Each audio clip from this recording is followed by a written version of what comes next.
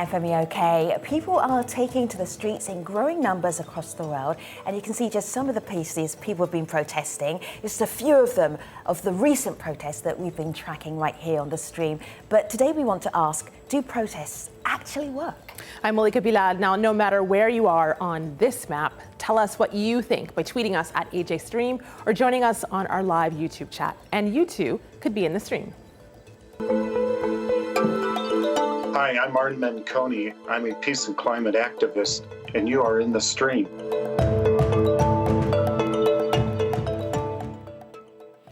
Many academics and activists believe that we are living through a golden age of protests. The Arab uprisings, Occupy, Greta Thunberg's climate strikes, and multiple anti-government movements the last decade has seen a huge wave of popular demonstrations erupting around the world.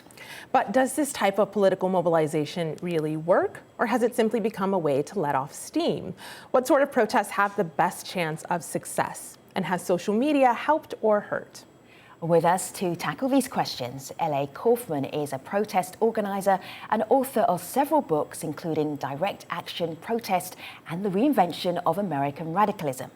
Fabio Rojas is a professor of sociology at Indiana University and the editor of Context magazine.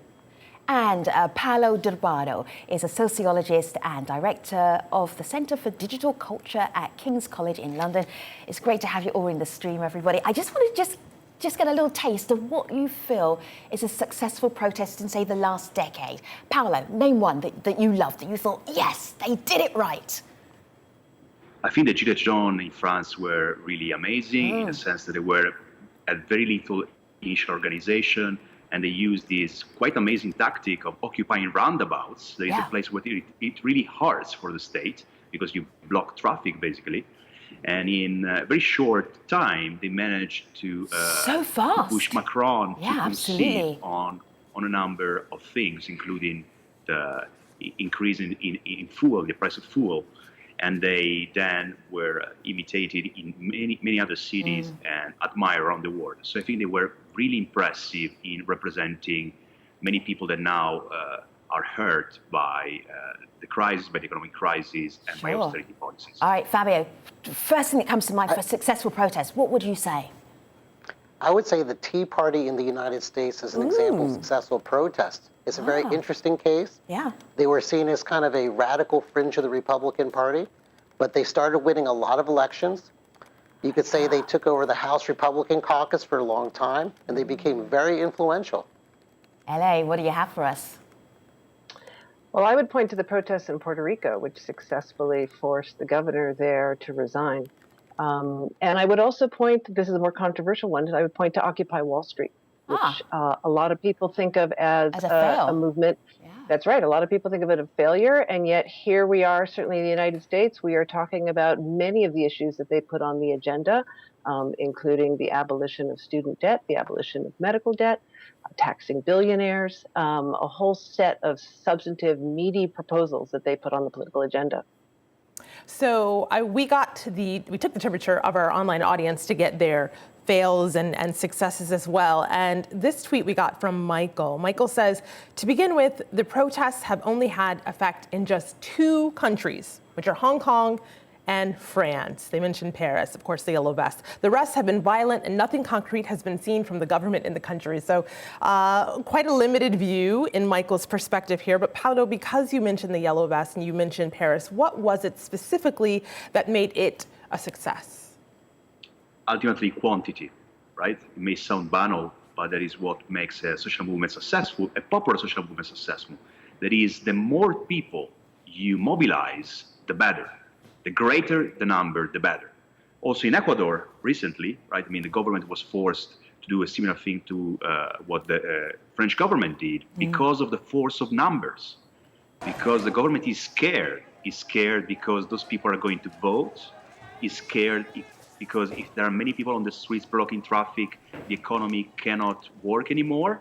So great quantity of people, this is the characteristic of all popular protests. I mean, since times immemorial, at least since the French Revolution. got to mention violence here. So we're looking at these pictures. I believe they're from Ecuador. So these are the most recent protests where the protesters feel that they have succeeded. I'm just thinking, Fabio, once a protest has some violence in it, either the authorities are being violent to the protesters or vice versa, does that mean it's failed? Is it less successful? Actually, there's a lot of research to ask the question, does violence actually help a movement or hinder it? And on the average, a lot of research has found that violence actually does hinder a movement because it alienates people who might help you get your goals. Now, of course, this is an average. There are some movements that are successful when they're violent, but a lot of them, on the average, are less successful than had they stuck to a nonviolent form of protest. I mean, it depends, I guess, right? Because you have very different forms of protest. I mean, from the most nonviolent and institutional forms of protest, you have Greenpeace, you have the World Wildlife Fund, you have the Royal Society for the Protection of Birds. Obviously, these guys are not going to do violence. It depends the kind of public you're trying to interpolate, trying to speak to, and the objectives you have, right? So I'd say it's very hard to kind of generalize on that. LA, go ahead. Yeah, I also think it's hard to generalize about the relationship between the size and the effectiveness of movements. I think it's a myth that the larger a movement, the more likely it is to be an effective one. One of the most effective protest movements in the United States was ACT UP, the AIDS Coalition to Unleash Power, which literally saved the lives of millions of people living with HIV in the United States by transforming many things about the way in which pharmaceuticals were developed, tested, distributed, the way in which healthcare was administered. And they were never a mass movement. They never had large numbers, but they managed to, through strategic, sustained action, as well as savvy research and meetings with people inside the government to force wide-ranging change. Alternately, there's plenty of cases you can point to of very large movements that did not achieve their aims. I was the mobilizing coordinator for some of the largest protests in U.S. history, the massive Iraq anti-war movement protests in 2003 and 2004. Those were, February 15th, 2003 was at the time the largest single day of protest in world history, and it failed to stop George Bush from beginning the Iraq War. Is that about power, LA, do you think? Is it because you did not have the power to stop a war? It doesn't matter how many people you bring out on the streets, you had no ability to affect change. Right. Well, by definition, protests are weapons of the weak. People turn to protests when standard forms of participation are blocked, whether it's in conditions of rising authoritarianism, of growing inequality, of corrupt governments. People turn to protest precisely because other forms of participation are not working and institutions are unresponsive. So certainly, there are many cases where movements are unable to collectively harness enough power in order to achieve what they want. That doesn't mean it's not worth trying. I certainly never have regretted for a second the efforts that we made to try to stop the Iraq War. It was worth doing, even though we didn't have enough power to do that. But by definition, protests arise in conditions of power imbalance.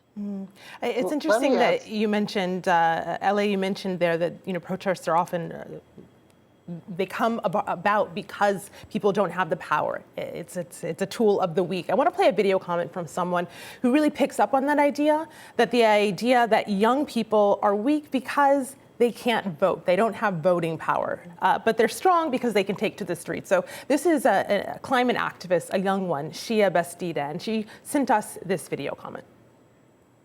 I protest because it's one of the only ways in which youth who cannot vote can get their voices heard by adults. We are in a system in which that is not designed to listen to the voices of young people, but with the climate crisis, we have the moral authority to be heard because it is going to affect our generation the most in the future if we don't take action right now. We also protest because we want our leaders and governments to start acting like this is an emergency. So Fabio, I could see that you wanted to jump in there. Can you pick up on the idea that protests are the route to take when you don't have a voice? Yeah, so definitely, Ellie is definitely correct in that protest is the weapon of the weak. It is something that you do when you feel that other forms of influence, such as voting, has failed you. Also, I'd like to speak back to Ellie a little bit because I studied the anti-war movement extensively, and I have a book on the anti-Iraq war movement. And one thing we note is that even though the movement was large in numbers, that its target was unusually hard to move. And the target is war. And wars tend to be very popular when they begin. People call you unpatriotic if you protest a war. And for that reason, a lot of anti-war movements historically have had a tough time opposing wars. So that's a factor to take into consideration that, yes, size does matter. It is a factor that definitely helps movements succeed and get their message out and enact change. But it's not the only factor. And one of the other big factors is how popular is your issue compared to what the average voter or what the average citizen likes. And at least in the early days of the Iraq War, it was frankly a popular movement. And that's why the anti-war movement has such an uphill battle in that case. Yes, that is what I think is characteristic of many new social movements, in fact, that they are both very large and they also represent a large section of public opinion. That was the case with the 2011 social movements, with Occupy Wall Street, and more so with the Indignados in Spain and the Aganaktismeni in Greece. And the fact that they were not just mobilizing hundreds of thousands, if not millions of people, which was unprecedented for decades, but at some point they were representing 70% of the population. Maybe 70% of the population was in favor of them and of their cause. And the same goes with the Gilets jaunes. So these are popular movements in two respects. I mean, first respect in the sense that they mobilize large numbers, and including people who are not leftist or politicized often, and then they voice the demands of very large sections of the population. All right, Gessa, what I want to do is I'm going to channel your expertise and do a masterclass on how you build either a successful protest or a movement. LA, let's start with you. The idea of the starting point. Is it the first march that becomes spontaneous? Or do you do the planning before you even start the first march? How do you start? I mean, there have been movements that have started in very different ways, but typically there's a lot of work that happens behind the scenes that nobody's aware of or knows. Long-time conversations between people who have been acting in smaller ways to try to raise attention to an issue, who then manage to pull together something that can attract media and public attention.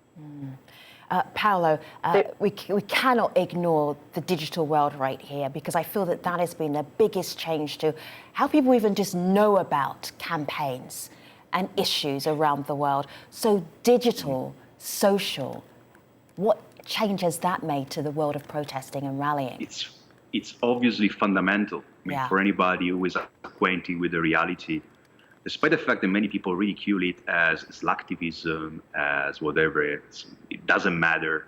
But any social movement in history usually has a raising awareness phase that is, by its very nature, more symbolic, more about propaganda, more about persuading people, more about speaking rather than acting.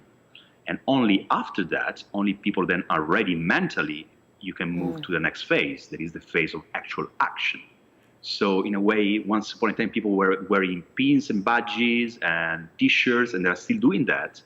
And these days, people are using memes or changing their profile pictures. It's not exclusive of action. I mean, it's preparatory to action. And is it essential? Do you have to have a social, digital person that takes care of that part of your campaign in order for it to succeed? If you don't have it, will it not succeed? I mean, unless you want to found an hermetic movement that completely is cut off from society, I guess these days there's no other way. The answer to that is yes, obviously. Okay, thanks. So as we're having this master class here, there is a question that's arising in our community, and LA, I'll give this to you. It is on whether or not protests work best under democracies or under more authoritarian conditions. So this is Hamza tweet. Hamza Matan on Twitter says, protests are powerful and can ignite change when the system is democratic. But under the dictator, you are only killing yourself and wasting your energy. That tweet is followed up by someone else, Najib Abdurazak, who writes in hashtag freedom of assembly only works in some Western countries. And it's only something written into constitutions, but you're not allowed to do if you're against the current administration. He mentioned some African countries as his example there. So LA, talk to us about the conditions that have to be there just so for protests to matter and to work. Well, I don't know that I can generalize across those cases. My own experience has been entirely within the United States, which is nominally a democracy, though growing more authoritarian by the minute, it seems. I don't feel that I have the expertise to comment on the conditions of protest in dictatorships. However, we certainly have seen cases in history where massive protests have dislodged dictatorships and have dislodged authoritarian rulers. That is a heavier lift and a much more overwhelming challenge than trying to mobilize popular opinion in a democratic system. But I don't know that you can generalize across the board that it's a pointless endeavor. I think the question about dictatorship raises a really good point, which is that protest doesn't always look the same. For example, you may not need freedom of assembly to have an effective protest in an authoritarian country. For example, in China, sometimes people will use characters, Chinese characters, to express a sentiment that's been banned. People could passively resist. That's a form of protest. People could meet in secret or in private and quietly lobby for change. So this idea that the only way a social movement matters is by having a large group of people assemble in the square downtown is really a Western model. But there's also lots of cases where social movements can really protest in communist regimes, socialist regimes, and authoritarian regimes. And the more we look at history, the more we see examples of protests like that. Fabio, I'm looking I'm not sure it's sure. a Western model, really. Sorry. Yeah, go ahead, Paolo, go ahead. No, go ahead, I mean, please. in fact, you find quite a transcultural evidence of the fact that everywhere people crowd, right? There are contentious gatherings. Yes. Charles Tilly would describe them. I mean, already in ancient Egypt, at the time of Ramses II, people were gathering to have a strike, to protest about pay. So I wouldn't say really something Eurocentric or Western as such. Fabio, I just want to show everybody a picture of you and how some of your studies are conducted. Have a look here on Fabio's website. Here he is. He's not protesting, he is observing protesters. So as you've, that's what he told the officer. But as you are doing your studying and your research, you must see protests or rallies or movements where you can see where they're going wrong, how they're actually kind of falling apart. If you could pinpoint that from the many and many studies that you've done, what would you say? What would you say makes a movement fall apart? Right. So the picture that you're talking about is a picture of me actually interviewing a protester during an anti-Iraq war protest in 2004 in Chicago, I believe. 2005. And I'll use 2005. Thank you. Close. You bring up the question of when do movements not do so well? When do they fall apart? There's some really great examples. Factionalism. When you get to a point where you argue about who's really in charge, which issue is more important, and the arguing starts taking precedence over the organizing, that's usually a really bad sign. So, for example, in the anti-Iraq war movement, there was a lot of contention about the role of Palestine-Israeli conflict and how much the movement should focus on that. And that was something that really created a lot of consternation and disruption within the movement. Another way that movements can often really not do terribly well is when they have very unfocused goals. Now, it's not true that every movement suffers when they have unfocused goals, but in general, if your movement has a very tangible goal, it is much easier to achieve than if you don't. So we were talking about Ecuador earlier. For example, that was a really great example where the specific issue they were arguing about was a gasoline and oil subsidy that the Ecuadorian government wanted to take back. They protested, they pushed, and then the government backed off on their subsidy cut. Sure. So there may have been other issues, but you see there's one issue, they rallied around it, and they got what they wanted. guests, I'm going to do something called the speed round, and which is a horrible thing to do to you because you have years and years of experience, and I'm going to ask you to do something in 30 seconds for me. So we'll start with Paolo. You volunteered, first of all. All right, Ian Bremer is talking about the Hong Kong protests still going strong. You can see them here. Will this movement succeed, Paolo, bearing in mind our conversation today? Because they have a very clear enemy. I mean, it is the authoritarian government in Hong Kong and the way in which it plays into the hands of mainland China. And they have a concentrated number of people, also because of the urban density of Hong Kong. Okay, all right. Distinctive answer on the speed round. Fabio, moving on. We want change here. March for Our Lives. These are, if I just remind our audience, young people from Parkland. They had a shooter go into their school. Many of them were killed. Right. And then they remarkably did something, definitely for their state, rallied the nation about gun control. This is continuing. Will this succeed? It'll succeed to the degree to which they can reach out to the other side.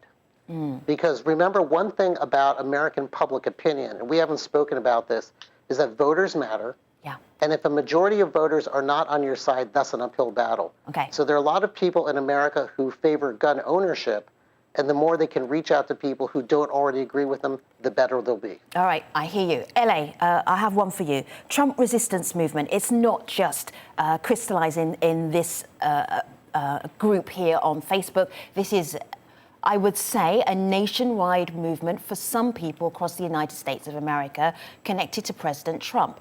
Will this succeed? Or will politics just take over? There's an election next year anyway.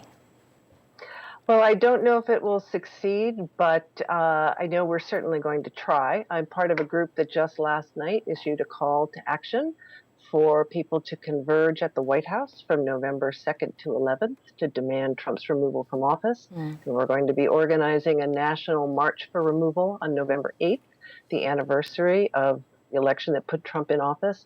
Our website is www.tiktoktimesup.org. Are you rallying our audience, LA, live on TV? I certainly always a protester. I'm certainly hoping to do so. You invite an organizer on, she's going to organize.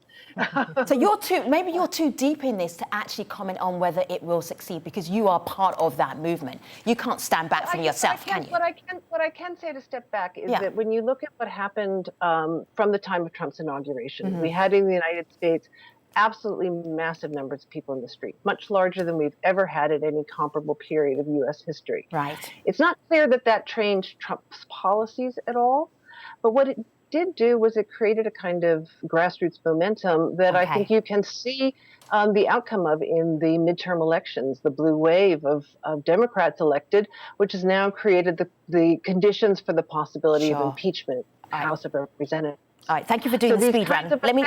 Let me move things on a little bit because we've only got a tiny little bit. So one more for the speed round.